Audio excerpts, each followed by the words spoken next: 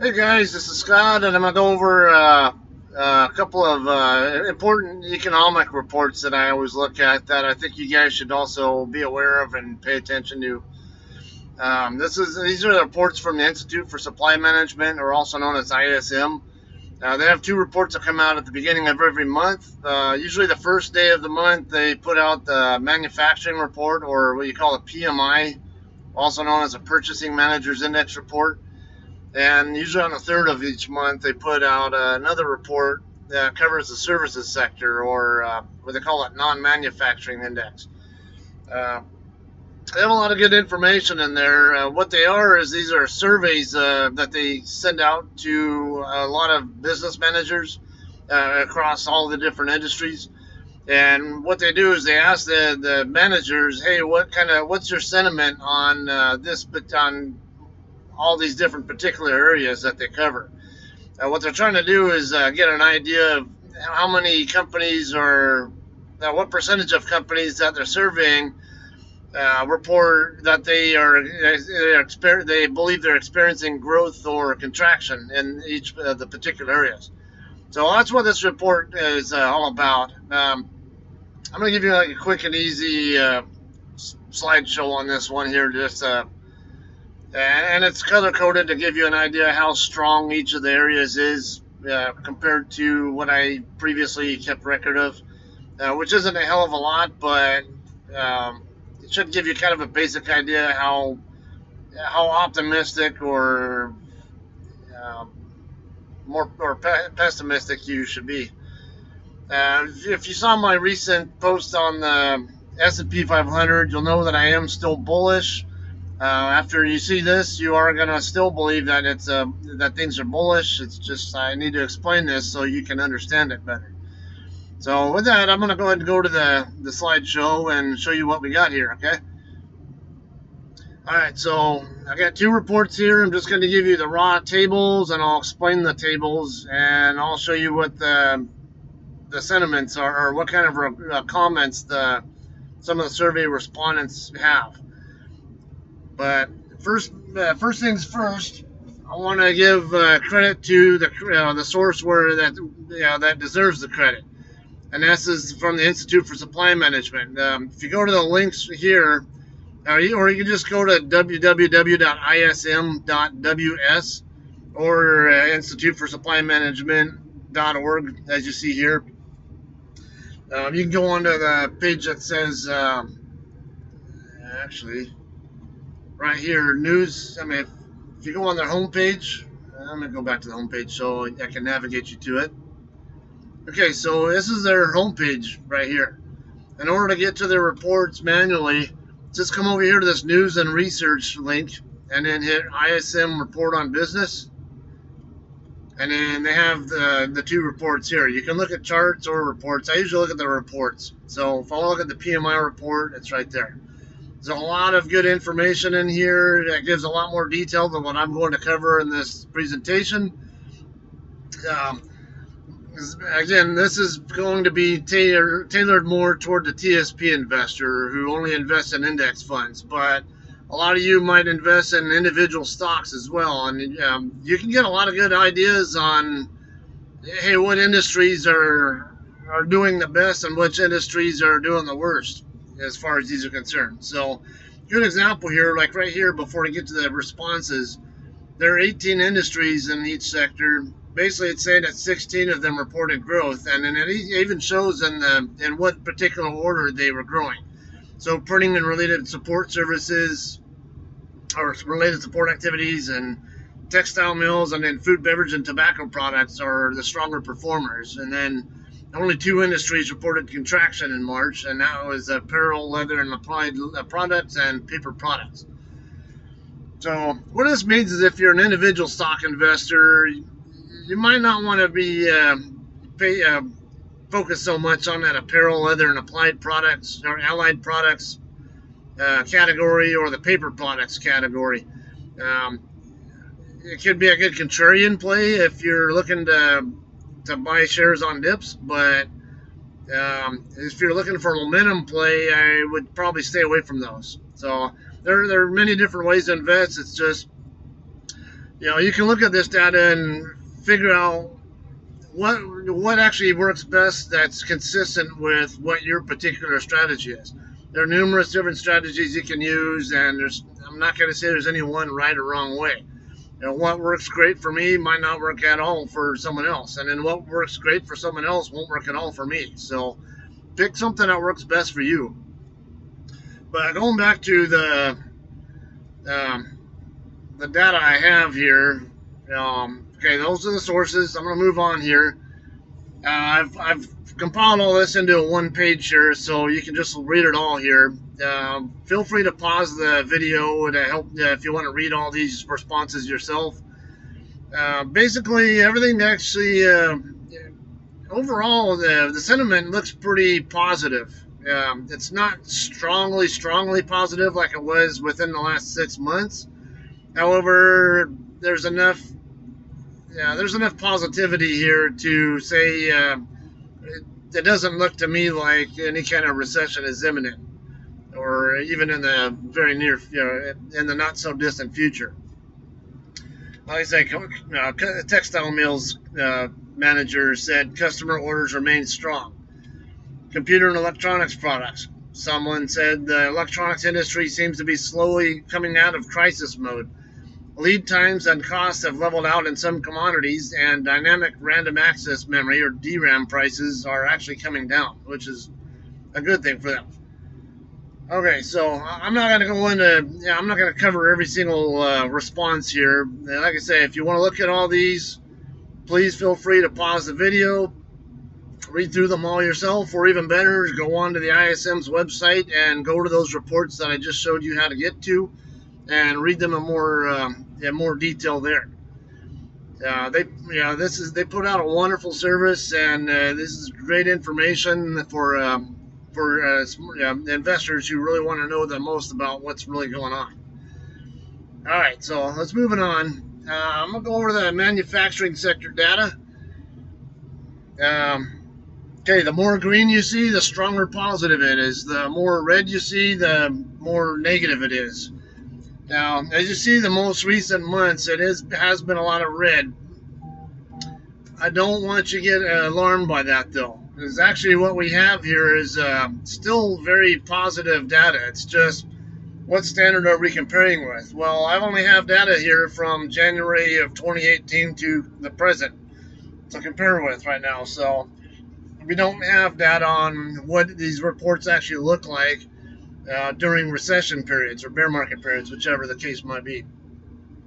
So basically, now I put these numbers into a slightly different context than what the actual reports will show. Basically, what the reports show is what percentage of companies are reporting growth or in that particular category. So right here, like the PMI, the overall number, which is like everything all compiled together and totalized, I guess. Add 50 to each of these numbers, and that's what the real number is. So back in January 2018, 59.1% of the respondents were reporting a sentiment of growth at that time. Right now, it's down to 55.3%. It's still positive, and normally when we're in that 55 range, I actually still call it moderate positive growth. It's not weak, it's not strong.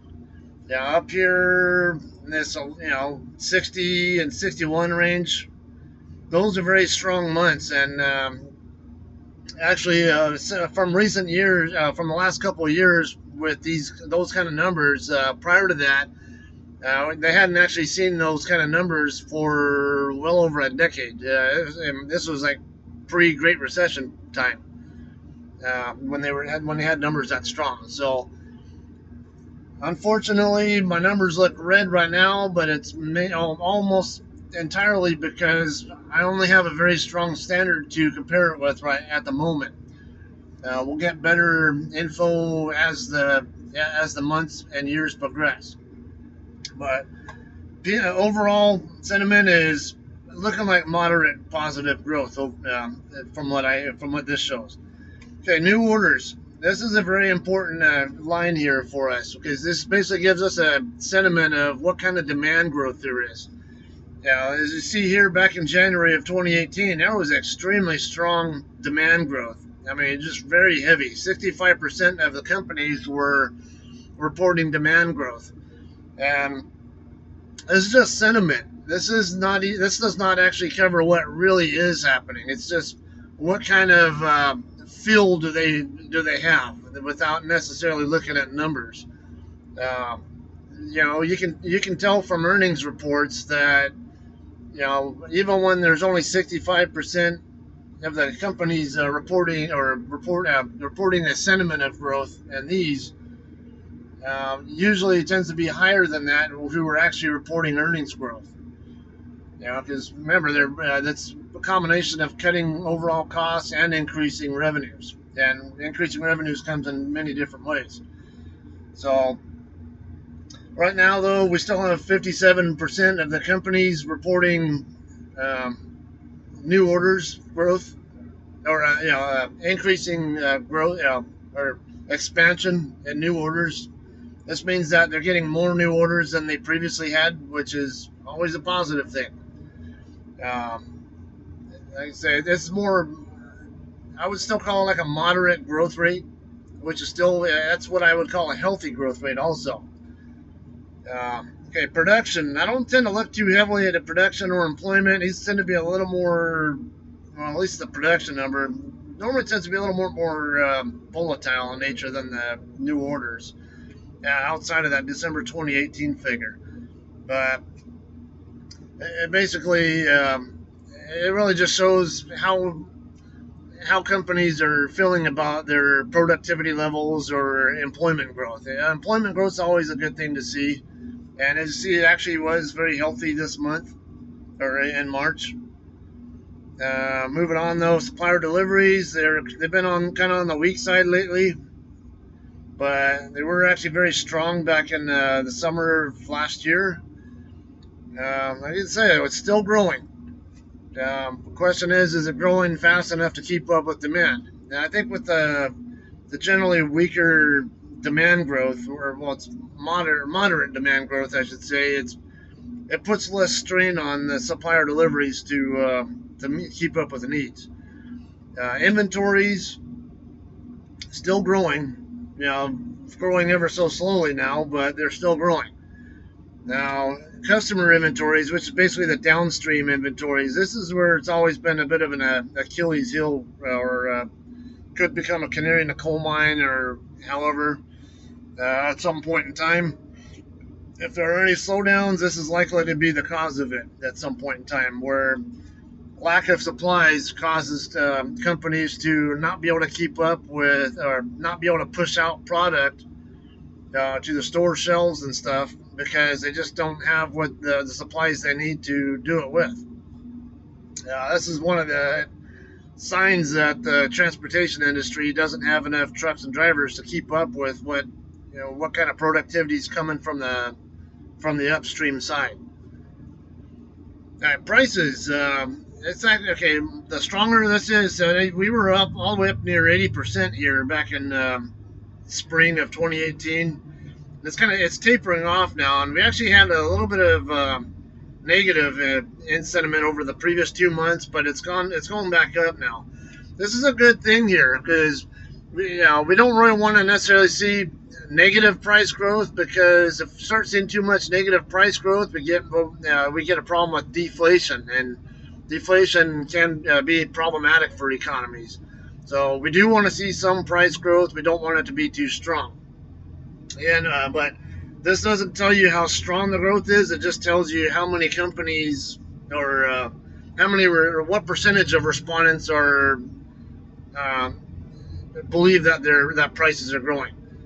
So 54.3% currently have the sentiment that it's growing, which is, to me, it's a lot healthier than having about 80% as we saw last year.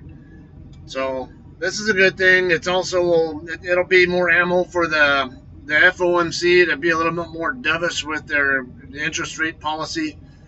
Not necessarily a bad thing for economics, but We don't necessarily need them to be overly aggressive either, because the more aggressive they get with the interest rates, the more it will strain the economy. So this is more like a Goldilocks environment there with the prices. It's not too much and not too small is what this is suggesting here. Backlog of orders. This is kind of a little bit of a concern here. We had no growth at all in December of 2018, and it's barely existent as of the most recent report. 3 of the last 4 reports were almost non-existent, but they were on the positive side. February was a little bit stronger, but still on the modest, I would say mild moderate growth side. As you see, it was a much stronger back in springtime of 2018 again. This is another demand item here, so this is another one that's important to look at as far as I'm concerned, because where there's demand, there's going to become that'll be fuel for more expansion across the industries, and also it's good for price growth, and with price growth also comes more share price growth for our shares, or for stock shares, whatever.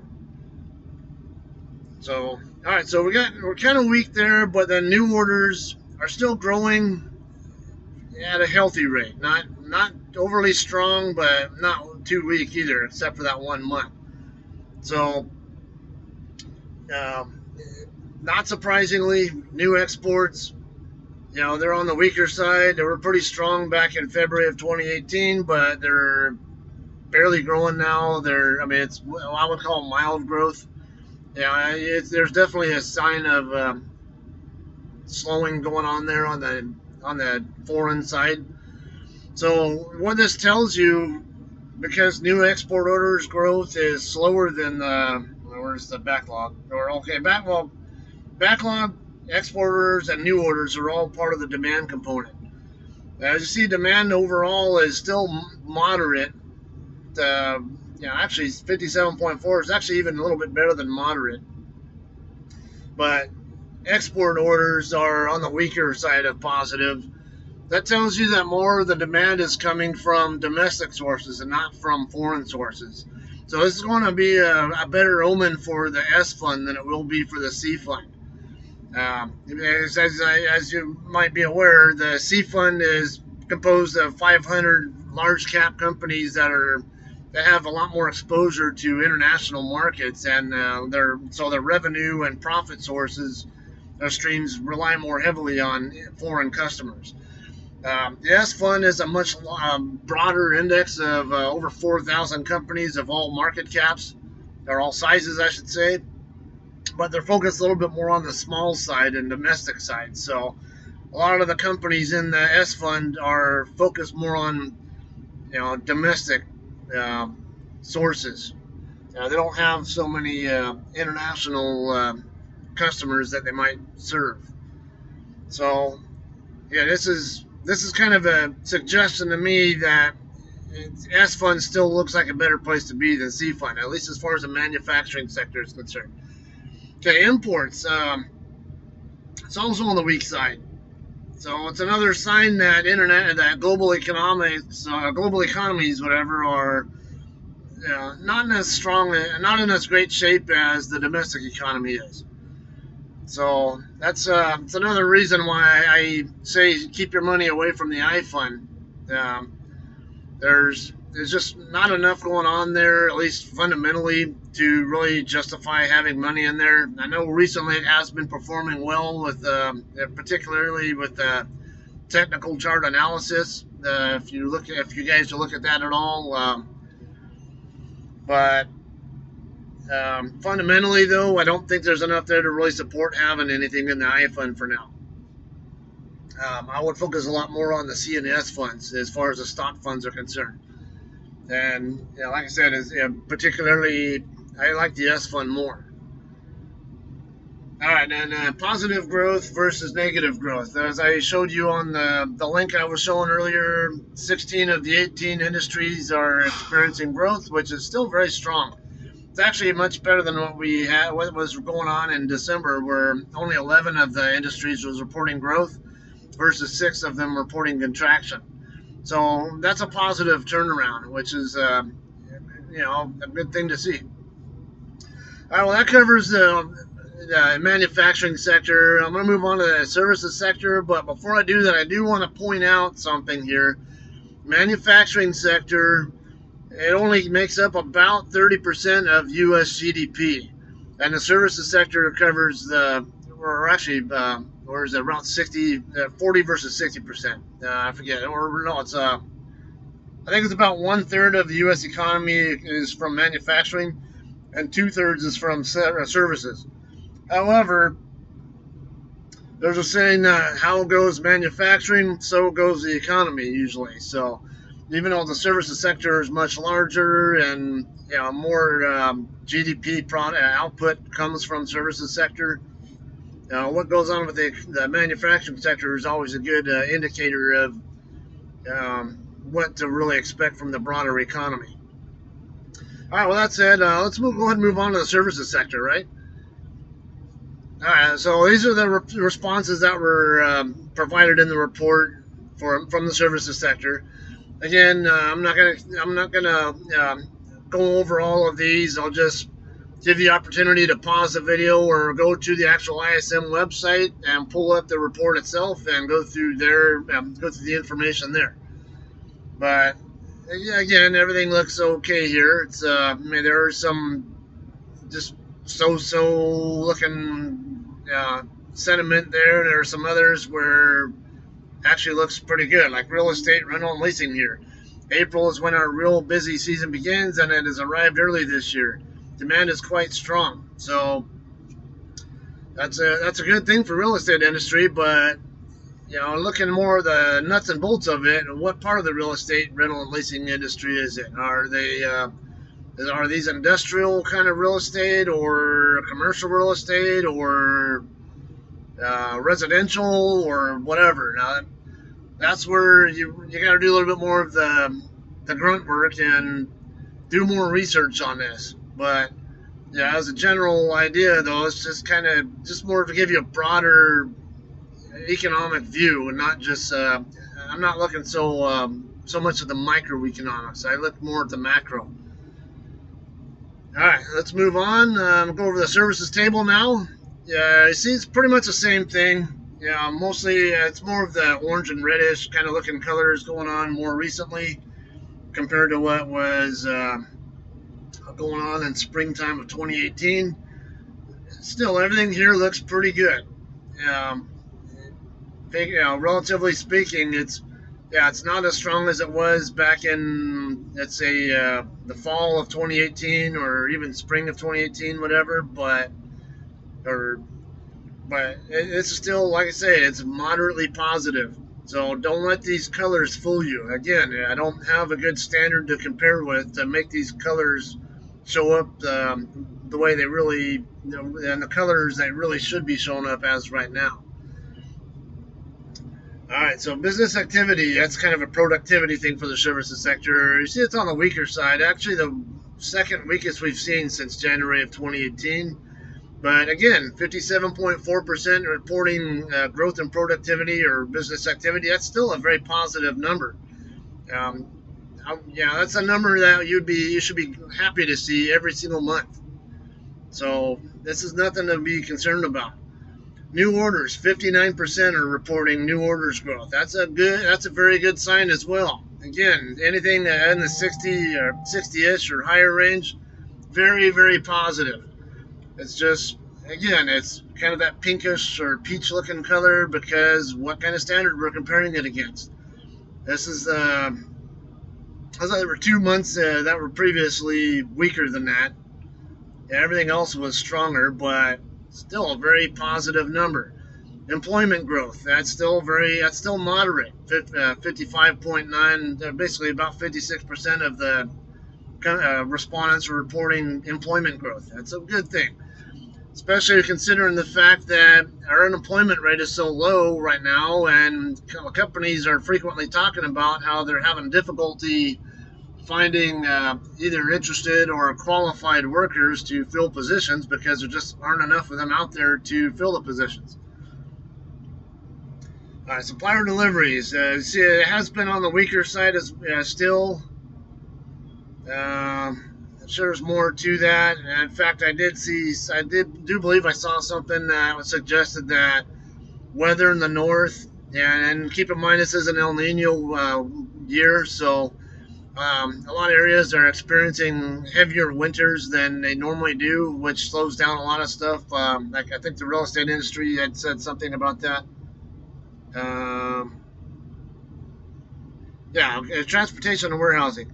Labor, weather, and regulatory issues have impacted operations. I work in the transportation industry myself, so yeah, and I can tell you that um, snowy weather in the north a lot of times really can slow down a lot of transportation of goods. There's a lot that goes on that goes across the Interstate 80 corridor, which goes across from San Francisco to New York.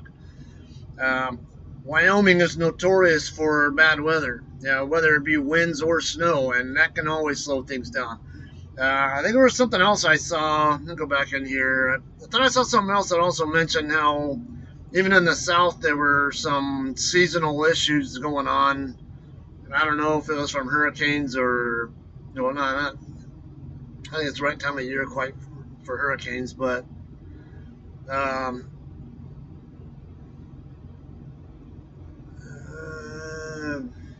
I don't see it in here. Maybe it was in their manufacturing report, but anyway, there were some. It sounded like there were some transitive issues that were also in the south, not let alone the north, that they think are going to pass by and not become such a problem as the weather improves, or something like that. Anyway, the prices, or actually inventory, I think is where I left off. Yeah. Okay, it's non-existent right now. Basically, what companies are needing, they're basically keeping right up with what they're actually being supplied with. So um, that can be a concern. Yeah, because although I'd be a little more concerned if it was looking more like the customer inventory sentiment on the manufacturing data, where if it's falling behind too much, that can actually stall out the economy. But if it's just some slightly negative for a number of months, I don't think that's such a big concern as it would be if there were larger negative numbers for an extended time. All right, for prices, still plenty of growth going on here. 58.7% of the respondents are reporting price growth. How strong it is or how weak it is, we don't know, but it's not as broad as was previously being reported back in the middle months of 2018. So that's a good omen again for for inflation data. It means inflation shouldn't be quite as strong now with fewer companies reporting price growth sentiment. And again, that'll lend credence to the FOMC to be a little more dovish with their rate hike policy. So, all right, well, moving on. Backlog of orders actually looks pretty good here. 6.5 is actually 56.5% reporting growth. Stronger than was being reported the previous 6 months, or 5 months, I should say. Right in the ballpark of what we were seeing in the summertime of last year. It actually looks pretty good overall. That's a positive. That's very positive right there. Okay, new export orders again. It's looking kind of weak over the last few months. February was, that was actually pretty healthy, 55%. But 2 of the last 3 months have been weak. So again, this is another sign that global economies are probably not doing as strong as the U.S. economy is. So there's not as much demand growth, and they probably aren't growing as fast economically on their end. So again, IFLN doesn't look quite so attractive to me based on both of these sides of the data. So again, I'm going to say my advice is stay out of the IFLN for now. Once you see foreign demand pick up and other foreign PMI data and all that, when we see it pick up and look more strong, that's the time to be in the I fund. But at the moment, that's not now's not the time for that, from what I can tell. Okay, import, same thing going on here. It's on the weak side, so just basically rehashing that same thing. The inventory sentiment actually very strong here, growing. It was the strongest this month than it's been since all my records here.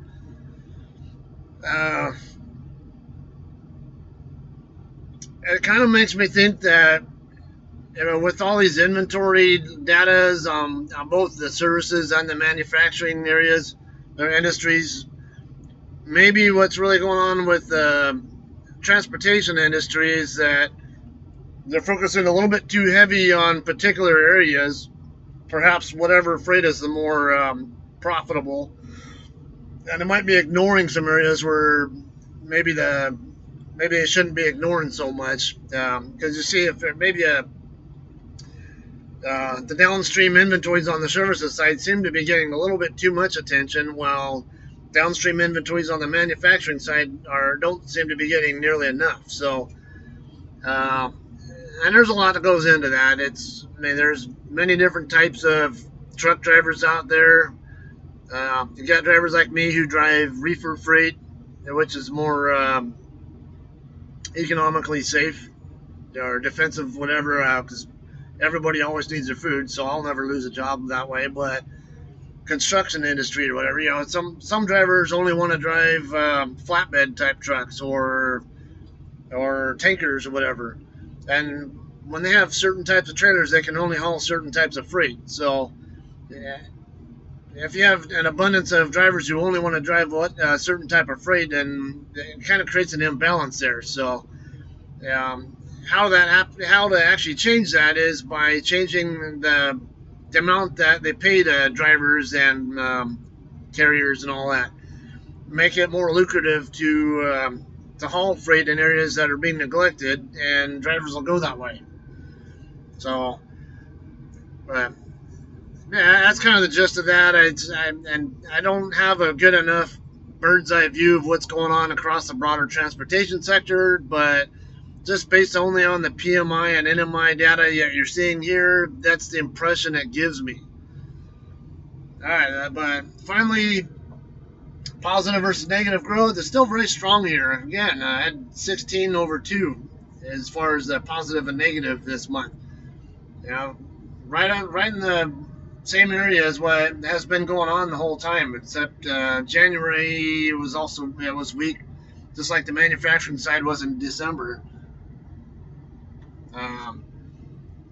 So overall, it's a very positive thing. Let's move on here. Okay. So based on what you see here, we look good as far as keeping this overall expansion going. This does not look like recession and bear market material here. This looks like this bull market still has enough legs to keep going for the time being. How long, we don't know, but everything, between bond yield data and this and whatever, this could last for at least another year or two before we start to really see stock markets top out. I wouldn't worry about prices topping. So let's look at what's going on right now. Focus our money on what's going to give us the best results now. And right now, the best results is going to come from the C and the S funds as far as TSP is concerned. And like I said, my opinion is I like small cap stocks better. Now, there is a little catch-22 to that, though, with the bond yields. As bond yields invert, if it does get to the point where banks find that it's less and less cost-effective to loan out money to their borrowers, which includes businesses,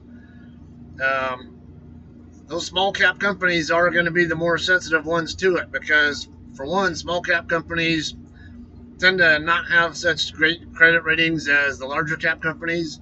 Second, large cap companies usually are more likely to have a stronger cash flow and not really so much need to borrow money to continue growing. So the banks are more likely to favor the large cap companies over the small cap. So it will eventually get to a point in time where small cap companies are increasingly unable to secure loans to continue to expand their operations. So that is the caveat to this information I'm giving you. Okay, so I don't want you to be alarmed, but I don't want you to feel overly optimistic at the same time. So use this information to make your own decision on what you think is the best mix of CNS funds. Me personally, I'm still 100% in the S fund, but keep in mind I'm also a higher risk, higher yield kind of thinker. I want to put my money, all of it, in whatever single fund is going to likely get me the best results. So it might be a little bit too risky for some of you. So if you feel like you need a little bit better mix, go for both a combination of CNS, whether it's 50-50 or some kind of maybe 30-70 or something along that line. I think I still have in the announcement post in the TSP Facebook group. I think it's still 25C, 75S is what I'm recommending for U.S. stocks only. And if you want a more diversified distribution, like I mentioned in the S&P 500 end of quarter review recently, 30% in the G fund, and then put the other 70% in some kind of mix between CNS. That would be my recommendation. But again, this is all pure advice. I don't get paid anything for doing this, and it's just, hey, I'm just trying to help fellow TSP members out. Take this advice as at your own risk and make your own decisions, but know that I have a pretty good idea what I'm doing and looking at here, and I'll try to give you the best information I can. But also realize that even the best investors in the world make mistakes. So, like I say, take all this at your own risk. All right, well, that's all I have for now. I hope you got a lot of good information out of this and you enjoyed this presentation. That's all. That'll be it. I'll see if I can have some other economic data I can show you guys in the future here. All right, bye.